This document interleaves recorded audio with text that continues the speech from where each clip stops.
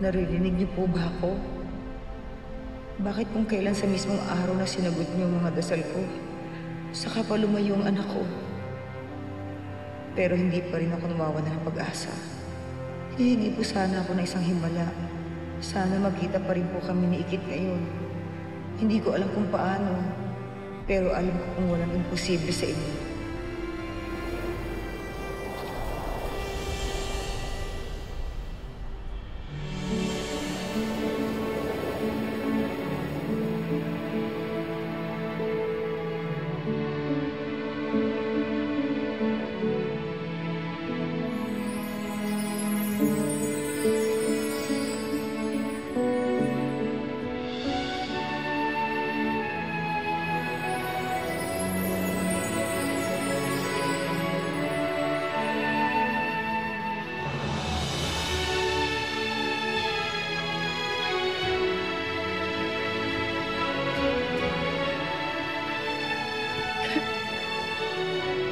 Ikit.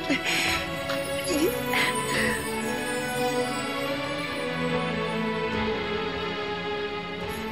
Ano pong ginagawa niyo dito? May flight din po ba kayo? Akala ko hindi na kita maabutan. Nagbago ba yung flight mo? Hindi po. Nagbago po talaga yung isip ko. Kasi na-realize ko po na hindi ko po pala kayang iwanan yung mga taong mahal ko.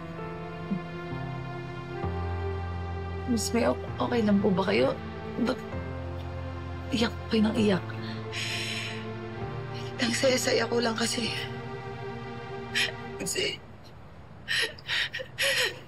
nakita ko na yung anak ko.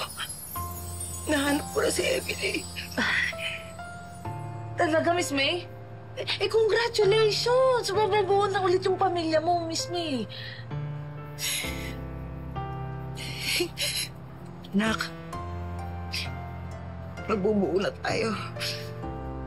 Mabubuo na tayo. Oh? Tayo? Ikit. Ikaw si Emily. Anak kita. Ako ang nanay mo. Ako ang nanay mo.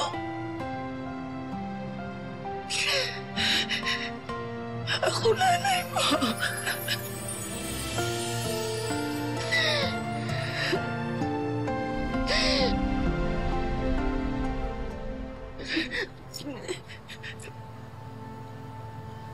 Anak niyo po ako.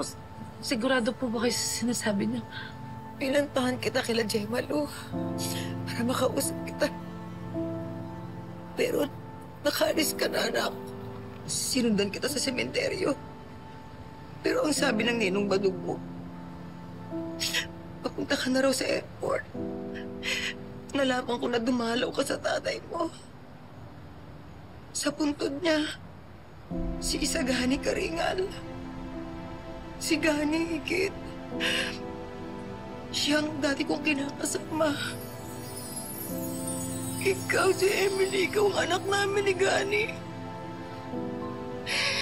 Teka lang po Kung kayo po yung nanay ko, sino po yung naabutan ko dun sa may reunion na galing pong Japan? Nagpunta ka doon sa reunion. Hindi ako nakapunta. Ibang tao yung nakausap mo. Anak, Emily, patawarin mo ako kung iniwan ko kayo ng tatay mo. Patawad, anak. Patawarin mo ako. Kung di ako umalis, sana di tayo nagkaiwalay ng ganito.